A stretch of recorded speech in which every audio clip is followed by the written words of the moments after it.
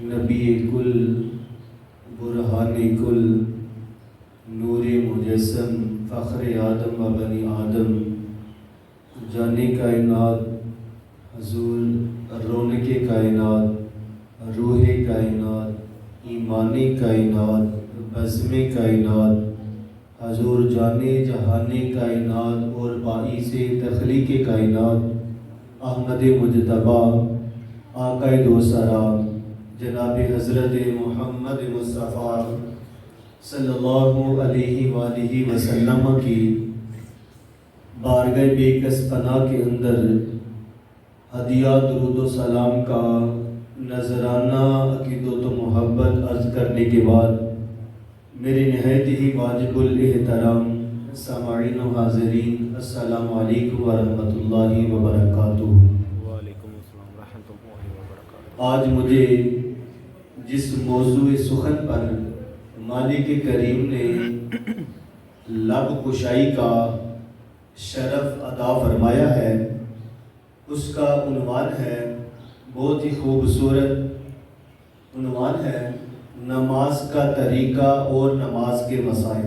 سبحان میں اللہ۔ کوشش کروں گا کہ اس جمعۃ المبارک کے موقع پہ تمام نماز کے مسائل اور طریقہ آپ تک پہنچا دوں تاکہ انشاءاللہ العزیز اگلا جمعۃ المبارک کے موقع پہ کسی اور موضوع کا انتخاب کیا جائے۔ احباب سی وقار، اللہ کریم نے علم دین کو حاصل کرنا انسان کے لیے فرض قرار دیا ہے۔ جس عمر میں ہم نے دین کے مسائل سیکھنے تھے، نماز کے مسائل، اللہ کے آیات کی تلاوت کو سیکھنا تھا، وہ تو ہماری عمر نکل چکی۔ اب ہم اس عمر کے حصہ میں ہیں کہ اگر ہم چاہیں تو بھی ہم کوشش کے باوجود بھی ہمیں کچھ یاد نہیں ہوتا۔ تو اس لیے شرعی مسئلہ ہے کہ اگر کوئی بندہ گناہ کرے جس کا علم نہ ہو، تو ایک بندہ وہ کہ جس کو علم ہو وہ علم ہونے کے باوجود گناہ کرے۔ ہمارا کہنا کیا ہوتا ہے؟ ہم کہتے ہیں کہ یار اس بندے کو علم نہیں تھا، ہمیں علم نہیں تھا، ہم نے گناہ کیا لہذا ہمیں ایک گناہ ہوگا۔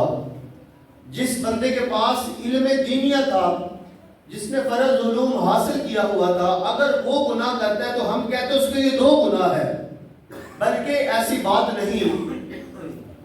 جو بندہ علم نہ رکھتا ہو گناہ کرے اس کے لیے دو گناہ ہے، لیکن جو جانتا ہو کہ یہ عمل گناہ ہے، یہ حرام عمل ہے، پھر بھی کرتا اس کے لیے ایک گناہ ہے۔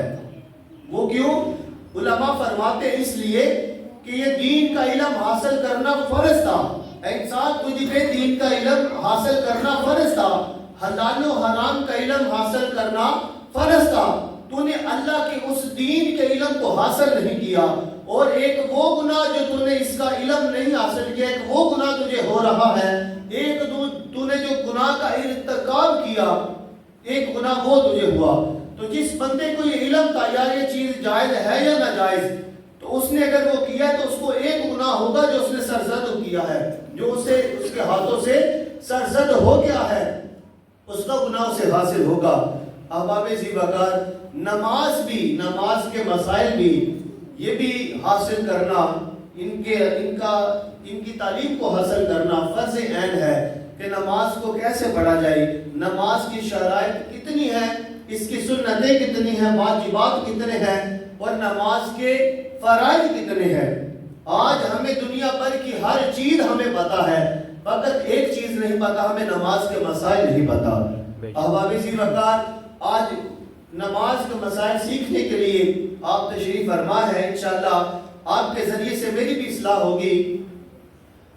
تو یاد رکھیں جب بھی نماز کے لیے تشریف لے کے آئیں تو پھر افضل ترین عمل یہ ہے کہ میرے پیارے کریم آقا علیہ الصلوۃ والسلام نے فرمایا کہ جب میرا امتی اپنے گھر کے اندر اچھی طرح وضو کرتا ہے اور وضو کر کے اللہ کے گھر کی طرف چلتا ہے تو ہر قدم کے بدلے مالک کائنات اس کو ایک نیکی عطا فرماتے ہیں۔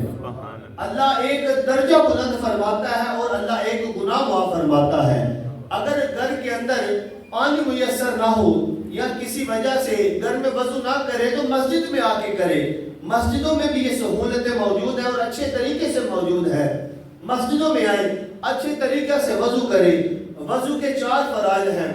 وضو کے 4 فرائض ہیں. پہلا فرض ہے چہرہ دھونا اور دوسرا فرض ہے کوہنیوں سمیت دونوں بازو دھونا.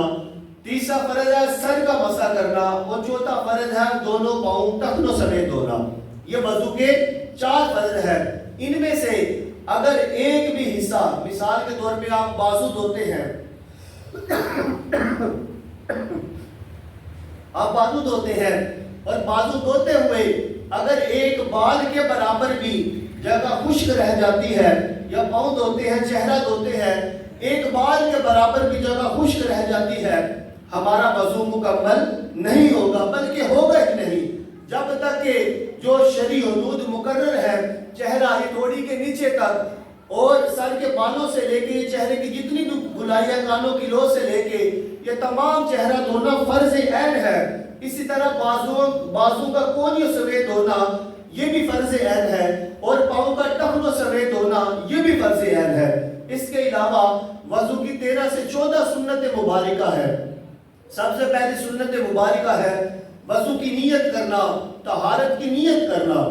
وضو کی نیت کرنا کہ اللہ پاک کی حاصل کرنے کے لیے وضو کرنے لگا ہوں، اور اس کے بعد بسم اللہ پڑھنا، پھر اس کے بعد دونوں ہاتھوں کا دھونا، پھر کلی کرنا اور کلی کے بعد مسواک کرنا سنت مبارکہ ہے.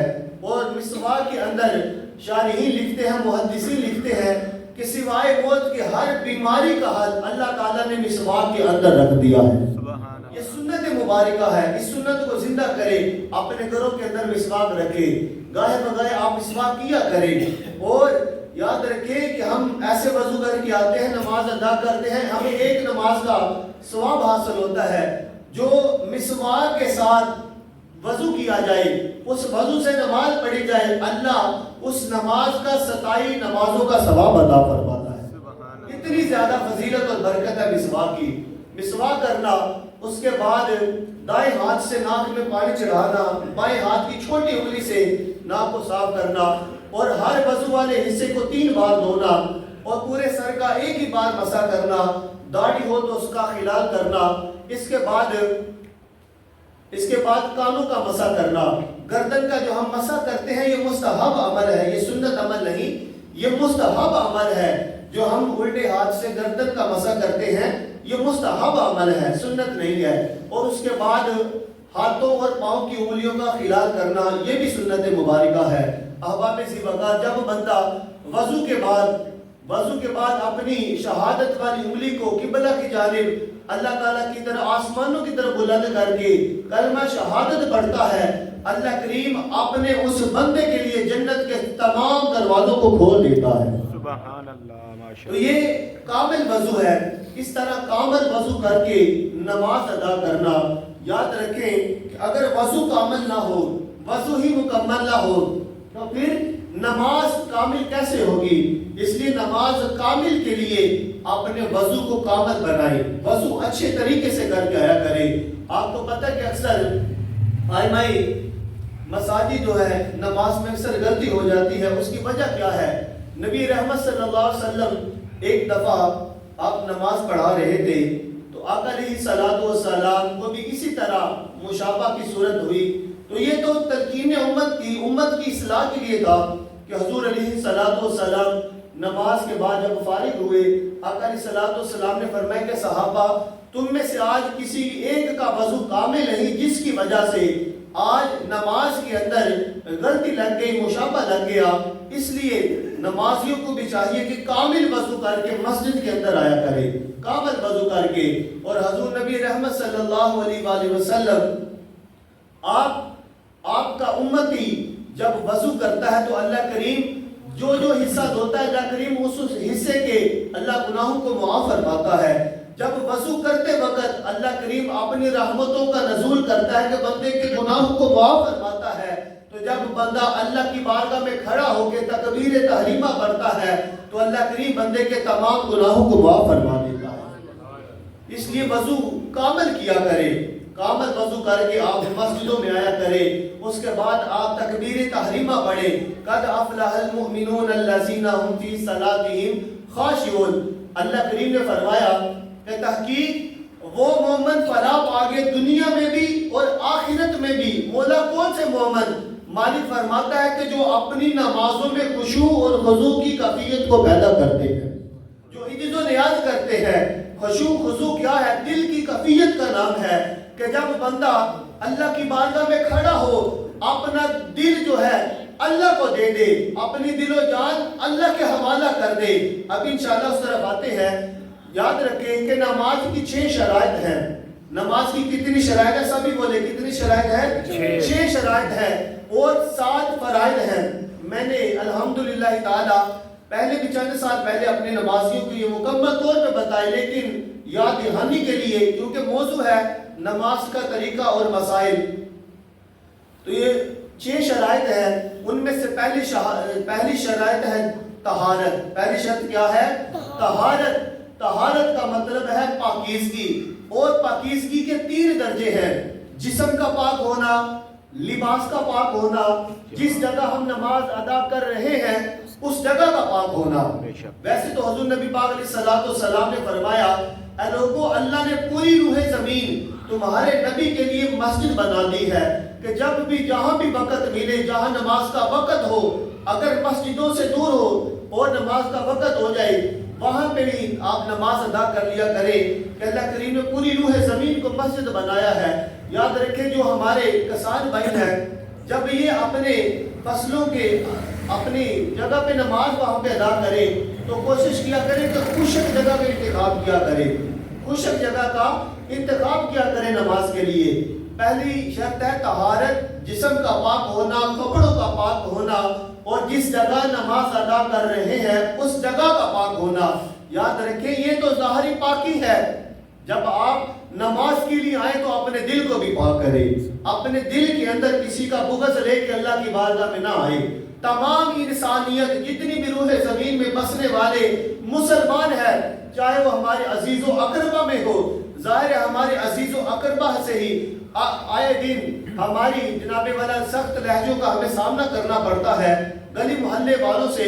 تو قصبے کے اندر اکثر یہ چیزیں دیکھنے میں نظر آتی ہے. تو آپ جب بھی اللہ کے گھر میں نماز کے لیے آئے اپنے دل کے اندر کسی کے لیے نفرت رکھ کے نہ آئے. ہمیشہ معاف کر کے اللہ کی بارگاہ میں آیا کرے, دل صاف کر کے آیا کرے. آپ یہ نماز کی پہلی شرط ہے طہارت, جسم کا پاک ہونا.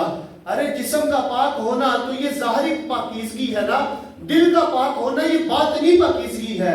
اور اللہ کریم کو ظاہر کے ساتھ باطنی پاکیزگی زیادہ محبوب اور عزیز ہے.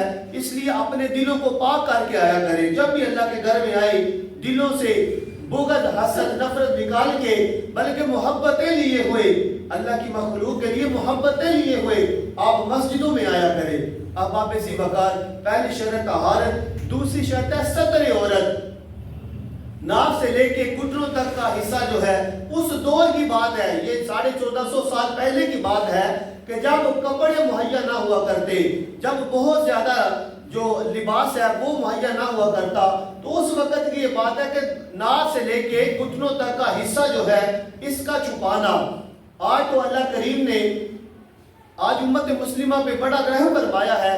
ہر ایک جناب والا گھروں کے اندر الماریاں بڑی پڑی ہوئی ہیں, گھروں کے اندر الماریاں بڑی پڑی ہوئی ہیں کپڑوں سے, اور پہننے کا وقت ہی نہیں. تو اس لیے ستر عورت کا مطلب ہے کہ پورے جسم کو ڈھانپ کے نماز ادا کرنا. یہ میرے نوجوان بھائی جو پینٹ شرٹ استعمال کرتے ہیں تو یہ ہاف بازو شرٹ پہنتے ہیں. یہ ہاف بازو پہن کے نماز تو ہو جاتی ہے, لیکن بعض محدثین فرماتے ہیں, علماء فرماتے ہیں یہ فاسد نماز ہوتی ہے, یہ کامل نماز نہیں ہوتی. کامل نماز اسی کی ہے جو پورے بازو پہن کے نماز کو ادا کرے. اور ایسا لباس جب آپ سجدہ یا رکوع میں جائیں تو پھر آپ کی جو شرمگاہ ہے وہ لوگوں کے اوپر واضح ہو, اس کا پہننا بھی حرام و ناجائز ہے, اس سے نماز نہیں ہوتی. اور ایسی شرٹ جس کے اوپر جانوروں کی تصویر ہو یا کسی انسان کی تصویر ہو, وہ شرٹ پہن کے بھی نماز ادا نہ کیا کرے, کیونکہ وہ شرٹ پہن کے نماز درست نہیں ہوتی. جب آپ کبھی ایسی حالت میں مسجدوں میں آئے تو آپ شرٹ چینج کر لیا کرے، اس کی الٹی سائڈ کر لیا کرے۔ اب آپ اسی وقت یہ دوسری سنتی سطر عورت، اور تیسری سنتی استقبال قبلہ، استقبال قبلہ، قبلہ کی جانب کھڑے ہو کے، قبلہ کی جانب کھڑے ہو کے نماز ادا کرنا، کہ ہمارا جو سینہ ہے اور ہمارا جو چہرہ ہے وہ عین قبلہ کی جانب ہو۔ اکثر ہمارے نمازی نماز میں اتنے مگن ہوتے ہیں اس خشوع اور خضوع کی کیفیت سے، وہ جناب والا ہوتے ہیں کہ ان کے جو چہرہ، آنکھیں بند ہوتی ہیں، چہرہ اور سینہ قبلہ سے گر جاتا ہے۔ تو علماء فرماتے ہیں کہ 3 دفعہ سبحان اللہ کہنے کی مقدار سے برابر اگر وہ اپنا رخ اور سینہ سیدھا کر لے قبلہ کی جانب تو نماز درست ہے، اگر اس سے زیادہ وقت لگ جائے بھی نماز درست نہیں۔ استقبال قبلہ نماز کی تیسری شرط ہے، اور چوتھی شرط ہے وقت۔ جس نماز کو آپ ادا کرنے جا رہے ہیں اس نماز کا وقت ہونا ضروری ہے۔ ابھی آپ اس وقت عصر کی نماز نہیں پڑھ سکتے، اور عصر کے وقت آپ ظہر کی نیت نہیں کر سکتے، ظہر کی نماز نہیں پڑھ سکتے۔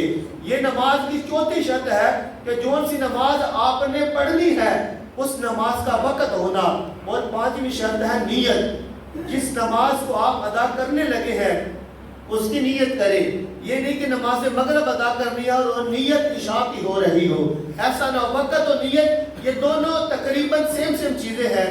اور 6ٹھی شرط ہے نماز کی، مختصر بیان کر رہا ہوں، آگے فرائض بھی ہیں، بڑی توجہ سے آپ سماعت فرمائیے گا۔ نماز کی 6ٹھی شرائط ہے تکبیر تحریمہ۔ نماز کی 6ٹھی شرط تکبیر تحریمہ ہے، اور فرضوں میں پہلا فرض بھی تکبیر تحریمہ ہے۔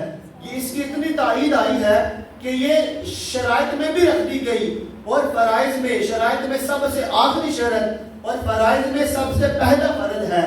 وہ کیوں رکھا گیا؟ کیونکہ جب بندہ اللہ کی بارگاہ میں آتا ہے، اللہ کی بارگاہ میں آ کے وہ تکبیر تحریمہ کہتا ہے۔ تکبیر تحریمہ کا مطلب ہوتا ہے، تکبیر مانا اللہ اکبر کہنا، تحریمہ مانا حرام کر دینے والی، یعنی یہ ایسی تکبیر ہے جو حرام کر دینے والی ہے۔ وہ کیا چیزیں حرام کر دینے والی ہے؟ جو نماز سے پہلے، تکبیر سے پہلے، اللہ اکبر سے پہلے جو ہمارے اوپر چیزیں حلال تھی، کھانا پینا حلال تھا، گفتگو کرنا حلال تھا، دائیں بائیں دیکھنا حلال تھا، اب ہم نے تکبیر پڑھ لی اور اس تکبیر نے ہر چیز کو ہمارے اوپر ناجائز قرار دیا، حرام قرار دیا۔ تکبیر تحریمہ، تکبیر مانا اللہ اکبر اور تحریمہ مانا ہر چیز کو حرام کر دینے والی۔ یہ تکبیر تحریمہ نماز کی 6ٹھی شرط ہے اور فرائض میں پہلا فرض ہے۔ جب آپ تکبیر تحریمہ کے لیے آتے ہیں تو اللہ سے کہتے ہیں اللہ یہ میرے ہاتھ بلند ہیں، اللہ دنیا سے بے خبر ہو کے اللہ تیری بارگاہ میں آ رہا ہوں، اللہ یہ دنیا سے بے خبر ہو کے۔ تکبیر کا معنی ہے کہ اللہ کے سامنے جب آپ جاتے ہیں تو ہر چیز سے آپ کا تعلق ٹوٹ جائے، فقط ذات باری تعالیٰ سے آپ کا تعلق جڑ جائے، اور ایسا تعلق جوڑے کہ آپ تکبیر تحریمہ کہہ کے ہاتھ باندھے، اور یہ نہ ہو کہ ہم اپنی نماز کے اندر اپنی دکانوں کے حساب کتاب شروع کر دیں، اپنے عزیز و اقربا کے درمیان جو ہمارے لڑائی جھگڑے ہیں وہ نماز میں آ جائے، جو جتنی چیزیں ہمیں بعد میں یاد نہیں رہتی نماز میں یاد آ جاتی ہے۔ وجہ کیا ہے؟ ہم اپنی نمازوں کے اندر خشوع اور خضوع کو اختیار نہیں کرتے۔ اللہ فرماتے ہیں قد افلح المؤمنون، تحقیق وہ مومن فلاح پا گئے جو اپنی نمازوں میں عجز و نیاز کرتے ہیں، اپنی نمازوں میں خشوع اور خضوع کرتے ہیں۔ دل کی کیفیت ہے اور دل اللہ کو دینا ہے، نماز کی حالت میں دل اللہ کو دینا۔ میں اکثر کہا کرتا ہوں کہ اللہ دل تیرے نبی کا گھر ہے، اللہ اس گھر کو پاکیزگی عطا فرما۔ پاکیزگی کیا ہے؟ کہ جب آپ اللہ اللہ کریں، جب آپ حضور پر درود پڑھیں، یہ اللہ رسول کے، اللہ تو اس کے رسول کا گھر ہے، تو یہ گھر ان کے لیے ہونا چاہیے نہ کہ کسی انسان کے لیے۔ جب آپ اللہ کی بارگاہ میں آ جاتے ہیں تو دل اور جان اللہ کے حوالے کر دیا کرے، پھر دنیاوی خیالات جو ہے ہمیں گھیر لیتے ہیں، یہ شیطانی وسوسے ہوتے ہیں، اور کامل مومن جو ہوتا ہے ان وسوسوں میں نہیں آتا، بلکہ اللہ کی بارگاہ میں ایسا عجز و نیاز کرتا ہے کہ اپنے خیالات و تصورات اپنے مالک کے حوالے کر دیتا ہے۔ میں آج ہی شیخ الاسلام والمسلمین حضرت علامہ ڈاکٹر طاہر القادری صاحب آپ کا کلپ میری نظروں کے سامنے سے گزرا، یقین مانے میں تو اپنے موضوع کی تیاری میں تھا، یہ کلپ میرے سامنے سے گزرا اور اللہ کی طرف سے میں کہتا ہوں یہ گزرا، آپ نے بڑے پیارے جملے ارشاد فرمائے۔ آپ فرماتے ہیں کہ بندہ اللہ اللہ کرتا ہے، ہزاروں روزانہ کے وظائف کرتا ہے، تسبیحاں پڑھتا ہے، دانے پہ دانہ گراتا ہے، لیکن بندے کو جو وظائف کرتا ہے ان کا مقصد کیوں نہیں حاصل ہوتا؟ ارے وظائف کا جو ہمارے اولیاء کرام تھے وہ بھی اللہ اللہ کیا کرتے تھے، ادھر بیٹھ کے اللہ اللہ کیا کرتے تو حضور کی بارگاہ میں پہنچ جایا کرتے تھے۔ ارے ان کے وظائف کے اندر کیوں اتنی طاقت دی؟ کیونکہ آج ہم اللہ اللہ تو کرتے ہیں، لیکن ہم اللہ اللہ جب کرتے ہیں، اللہ کی حمد و ثنا کرتے ہیں، ہم کہتے ہیں سبحان اللہ و بحمدہ سبحان اللہ العظیم، یہ ہماری زبان تک ہے، ہمیں یہ حلق سے نیچے اتر کے دل میں نہیں اترا۔ ہم صلاۃ و سلام تو پڑھتے ہیں، لیکن صلاۃ و سلام حلق سے اوپر ہے، نیچے دل میں نہیں اترا۔ ارے ہم حسبنا اللہ و نعم الوکیل پڑھتے ہیں، یہ ہماری حلق سے اوپر ہے، دل میں نہیں اترا۔ جب یہ جملے دل میں اتریں گے تب اس کی بارگاہ میں حاضری لگ جائے گی۔ آپ فرماتے ہیں 5 وقت بندہ اللہ کی بارگاہ میں آتا ہے، حاضری دیتا ہے، جب بندہ اللہ کی بارگاہ میں آ کے اللہ اکبر کہہ کے ہاتھ باندھتا ہے، وہ دنیاوی خیالات اور تصورات میں کھو جاتا ہے، تو اس کی حاضری اس کی بارگاہ میں نہیں لگ رہی۔ جب اس کی حاضری 5 وقت اللہ کی بارگاہ میں حاضر ہو کے بھی وہ غیر حاضر ہے، تو جن نمازوں میں وہ حاضر نہیں ہوتا ان وقتوں کے اندر اس کی غیر حاضری کا عالم کیا ہوگا؟ میرے رونگٹے کھڑے ہو گئے یہ جملہ سن کے کہ جب بندہ اللہ کی بارگاہ میں آتا ہے تو بندہ دنیاوی تصورات میں کھو جاتا ہے اور دنیاوی معاملات میں الجھ جاتا ہے، پھر نمازوں میں مشابہ بھی لگ جاتے ہیں کہ میری 3ری رکعت ہے یا 4تھی رکعت ہے۔ اے بندہ اپنا دل بھی اللہ کے حوالہ کرے، اپنی جان کو بھی اللہ کے حوالہ کرے۔ آپ فرماتے ہیں شیخ الاسلام والمسلمین فرماتے ہیں کہ بندہ نمازوں میں حاضر ہوتا ہے لیکن اس کی بارگاہ میں غیر حاضری لگ رہی ہے، وجہ کیا ہے؟ اللہ اکبر تو کر لیا لیکن دل اپنے مالک کو نہ دیا، دل ابھی بھی دنیا میں مشغول ہے، دنیاوی معاملات میں الجھا ہوا ہے۔ جب اس کی بارگاہ میں حاضری لگے گی تبھی بندے کی نماز کامل ہوگی۔ اور میرے آقا علیہ الصلوۃ والسلام آپ نے فرمایا کہ اے صحابہ میرے غلاموں کو بتا دو کہ جب تم نماز پڑھو تو نماز کے اندر یہ تصور کرو کہ میں اپنے مالک کائنات کو دیکھ رہا ہوں۔ جب نماز پڑھو یہ تصور ہونا چاہیے کہ میں اللہ کریم کو دیکھ رہا ہوں۔ اور فرمایا اگر تمہارا یہ تصور نہ بنے تو اے صحابہ یہ تصور ضرور رکھنا کہ مالک کائنات مجھے دیکھ رہا ہے، جس کی بارگاہ میں سجدہ کرنے لگا ہوں وہ ذات میرے لیے مجھے دیکھ رہی ہے۔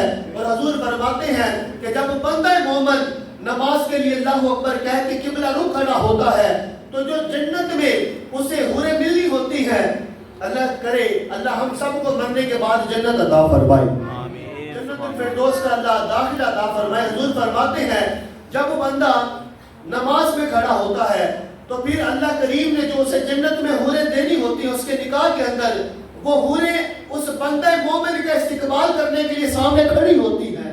اے بندے تو اللہ کریم کا تصور تو کر، اللہ کی محبت کو اپنے دل میں جگہ دے، یہ دنیاوی خیالات کو نکال دے اور اپنے دلوں کو پاک کرے۔ جب بھی دعا کیا کرے اللہ ہمیں دل کی پاکیزگی عطا فرما۔ دل کی پاکیزگی کیا ہے؟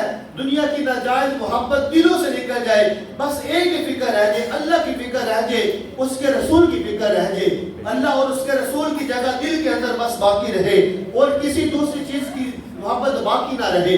یہ تکبیر تحریمہ نماز کی 6ٹھی شرط ہے اور فرائض میں پہلا فرض ہے، اور پہلا نماز کے 7 فرائض ہیں، ان میں سے پہلا فرض ہے تکبیر تحریمہ۔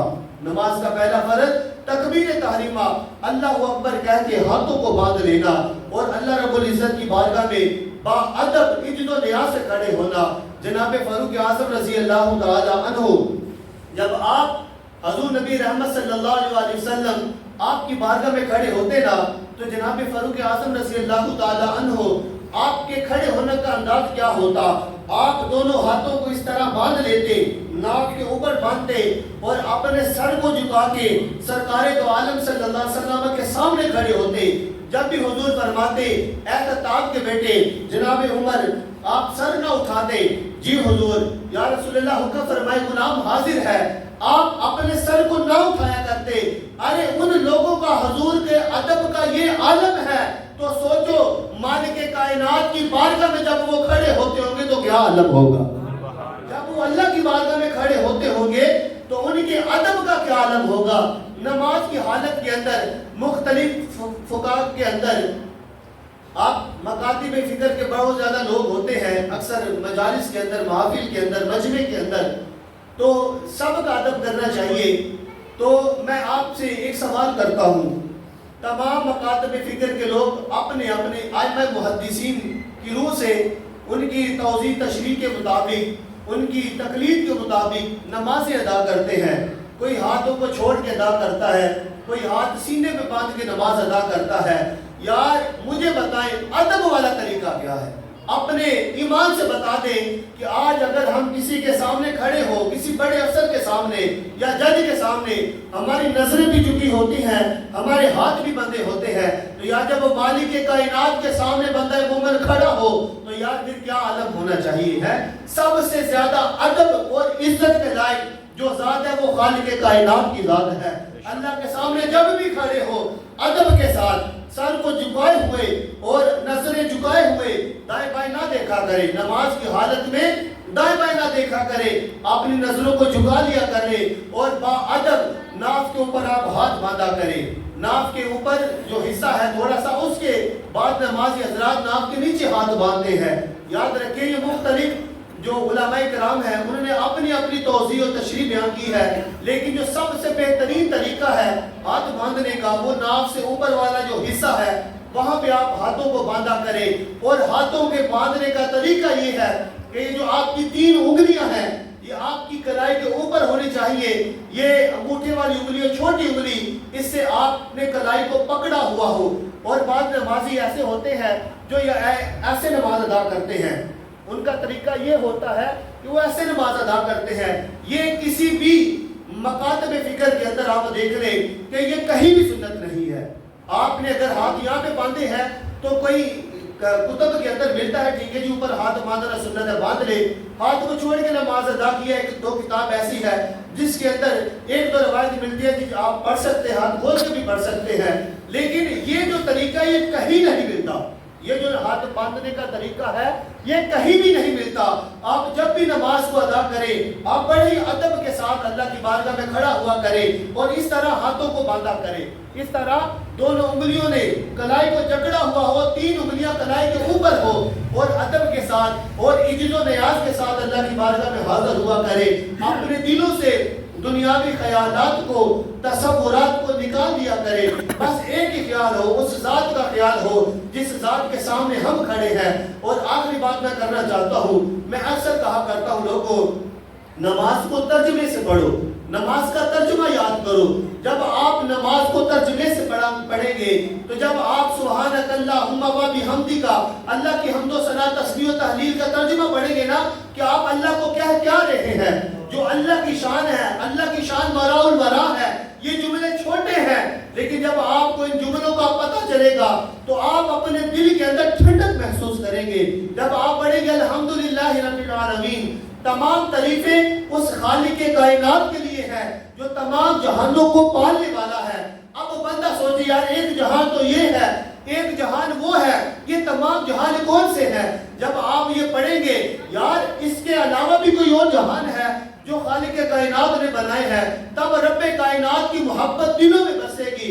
اب آپ پڑھیں گے الرحمن الرحیم مالک یوم الدین ایاک نعبد و ایاک نستعین۔ جب آپ کہتے ہیں ایاک نعبد و ایاک نستعین، اللہ ہم تیری ہی عبادت کرتے ہیں، تجھ ہی سے مدد مانگتے ہیں، جب آپ یہ دعا نماز کے اندر کریں گے آپ کو مزہ آ جائے گا نماز ادا کرنے کا۔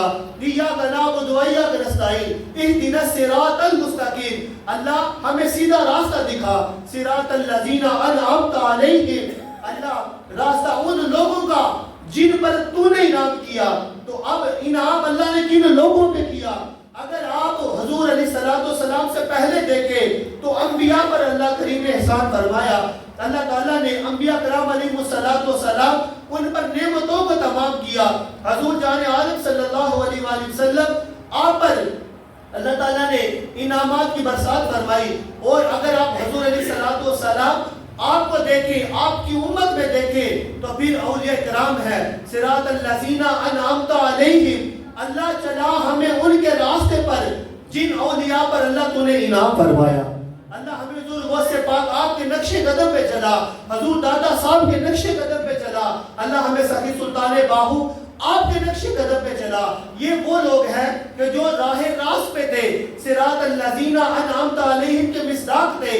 اور صراط الذین انعمت علیہم غیر المغضوب علیہم ولا الضالین. اور اللہ ہمیں گمراہوں کے راستے سے اللہ بچا لے, ان کے راستے پہ نہ چلانا.